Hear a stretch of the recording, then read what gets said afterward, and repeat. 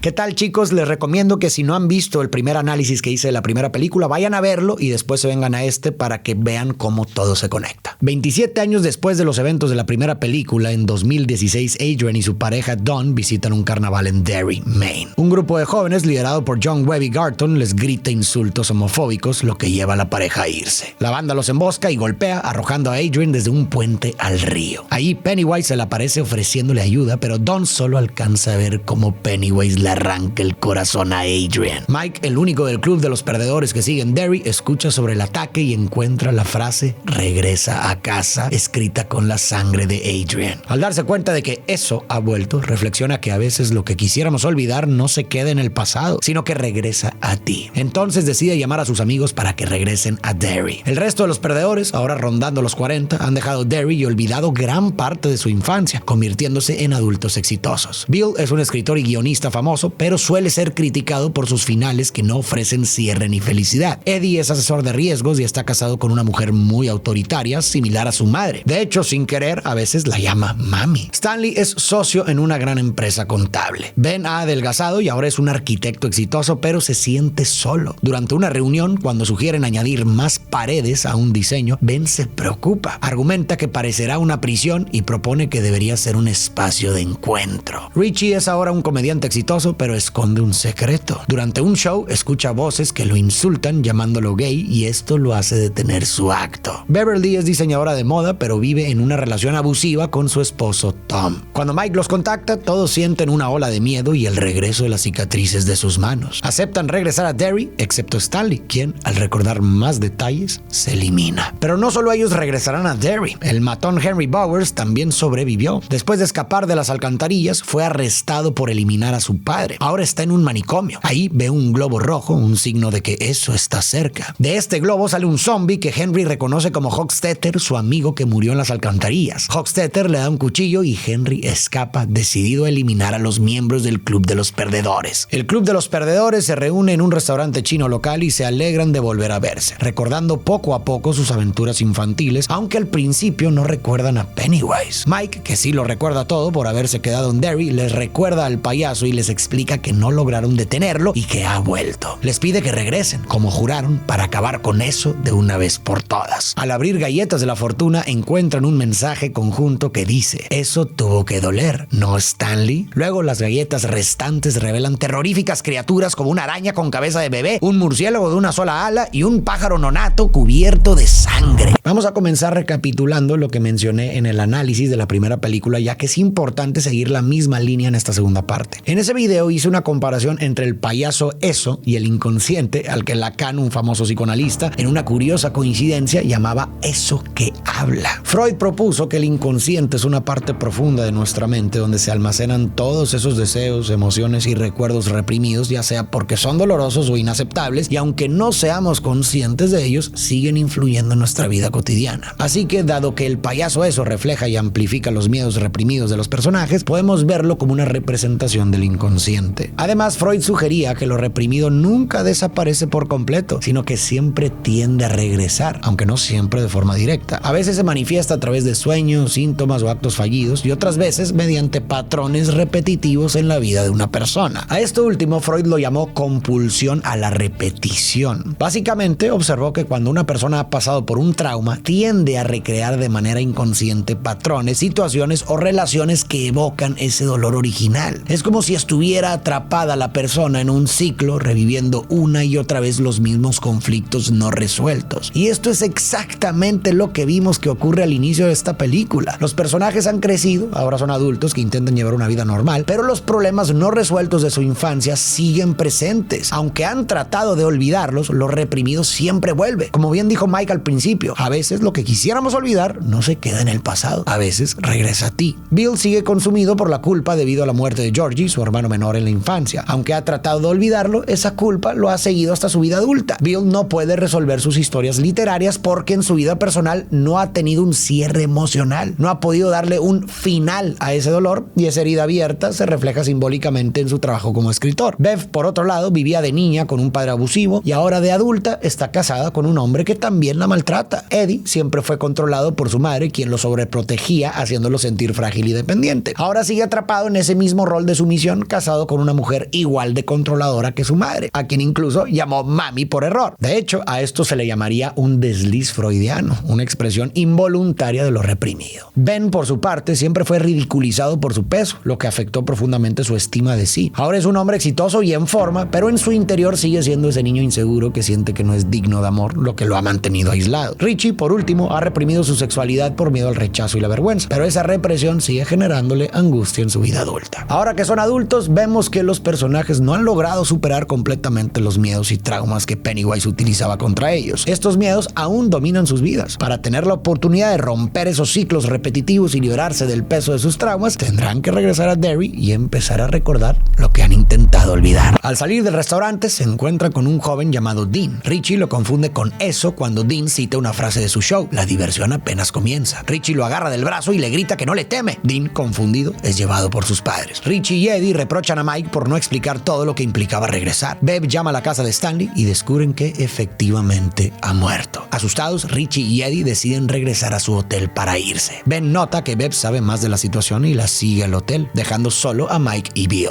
Bill está algo molesto con Mike porque no le contó la verdad de inmediato. Tras insistir, Bill va con Mike a su pequeño departamento en la biblioteca del pueblo, donde Mike le da a Bill agua con una raíz especial que le ayuda a explicar lo que ha descubierto sobre Derry y Pennywise. Mike también cuenta que aprendió esto de la tribu nativa americana Chocopiwa, quienes le enseñaron el ritual de Chud, que podría destruir a Pennywise, pero solo si están todos juntos. Con renovada determinación, Bill decide quedarse y enfrentar a Pennywise con sus amigos. En el hotel, Ben, Richie y Eddie descubren que Bev ha visto morir a cada uno de ellos, igual que a Stan, justo cuando llegan Bill y Mike. Se revela que Bev quedó atrapada por las luces mortales de eso cuando era niña, lo que le provocó visiones de ellos y otros horrores. Mike les explica que sus experiencias previas con eso les han infectado con una maldición y que Stan, el más vulnerable, murió por esto. Advierte que deben detener a eso con el ritual de Chud para evitar que las visiones de Bev se vuelvan realidad. Mike aclara que para que el ritual funcione, primero deben recordar. Guía a sus amigos por la ciudad para refrescar su memoria y finalmente llegan a su antigua casa club en el bosque. Allí, Mike explica que necesitan desenterrar el pasado y que cada uno debe aportar un artefacto de su infancia al ritual. Llevó a todos a la clase club para encontrar el artefacto de Stanley, un gorro de ducha. Cuando les dicen que deben separarse para buscar los artefactos solos, Richie y Eddie prefieren quedarse juntos para sobrevivir. Richie recuerda que en aquel verano de su niñez siempre estaban juntos, pero Bill les recuerda que también hubo momentos en que se pelearon y se separaron, olvidando algunos recuerdos. Retomando algunas ideas mencionadas en el análisis anterior, Lacan sostenía que nuestro inconsciente, o eso, habla porque opera de manera similar a un lenguaje, pero no al que utilizamos cotidianamente. Te explico así. Cuando queremos comunicar algo en el lenguaje cotidiano, combinamos dos elementos: una palabra o expresión que llamamos significante y la idea o cosa a la que se refiere, que llamamos significado. Por ejemplo, cuando decimos árbol, el significante es la palabra árbol que pronunciamos o escribimos, y el significado es la imagen mental que tenemos de un árbol. En el lenguaje cotidiano, los significantes remiten a significados convencionales, pero en el ámbito inconsciente, estos pueden adquirir otros significados más profundos y personales, dependiendo de las experiencias individuales de cada quien. Por ejemplo, en la reunión de trabajo de Ben, cuando se mencionó la palabra paredes, la mayoría podría haber imaginado un muro vertical. Sin embargo, en el ámbito inconsciente, paredes podría evocar asociaciones con términos como soledad o aislamiento emocional, dependiendo de nuestras vivencias personales, y provocar emociones o sensaciones relacionadas. Ben, por ejemplo, sintió una fuerte sensación de aislamiento porque esta palabra se asoció inesperadamente con cómo él se siente aprisionado en su soledad desde su infancia. Así, tanto el inconsciente, ese eso que habla, como el payaso eso, se manifestarán a través de conexiones inesperadas entre ciertos significantes, palabras, lugares y objetos. Así, tanto el inconsciente, ese eso que habla, como el payaso eso, se manifestarán a través de conexiones inesperadas entre ciertos significantes, palabras, lugares y objetos, y los significados personales profundos que evocan los conflictos no resueltos de cada personaje. Iré señalando estos momentos a medida que ocurran. Bev va a su vieja casa y la recibe una señora llamada Kersh, quien le invita a entrar. Mientras la señora Kersh prepara algo para beber, Bev recuerda a su padre abusivo. En su antigua habitación encuentra un paquete de cigarrillos y una llave que había escondido siendo niña, y también la carta de amor de Ben, aunque ha olvidado que fue él quien la escribió. Cuando Bev regresa a la sala, se encuentra con que la señora Kersh en realidad es Pennywise, quien la ataca hasta que logra escapar. Antes de huir, Pennywise se burla de ella, diciendo que sus visiones han sido inútiles y no ha logrado salvar a sus amigos. Para Bev, su antigua casa casa no evoca sensaciones de hogar, sino que la asocia con su padre abusivo y el maltrato que sufrió allí. Por eso, visitar ese lugar reavivó el dolor que vivió en su niñez y que sigue afectándola, momento en el cual eso, ya sea entendido como el payaso o el inconsciente, se manifestó. Richie visita un salón de videojuegos abandonado y encuentra una ficha de juego que le recuerda una mala experiencia, cuando Henry y su pandilla se burlaron de él por su sexualidad antes de ser atacado por Pennywise y una estatua gigante de Paul Bunyan. En el presente, Richie está frente a la estatua de Paul Bunyan cuando un zombie le entrega un anuncio de su propia muerte. Pennywise aparece y le revela que sabe su sucio y pequeño secreto. Aterrorizado, Richie corre hacia el hotel, decidido a abandonar la ciudad a pesar de la maldición. En el caso de Richie, la estatua de Paul Bunyan está asociada con los momentos en que fue acosado por su sexualidad en la zona de videojuegos cercana. Dejó de ser una simple estatua y se convirtió en un símbolo de vergüenza y castigo. Por eso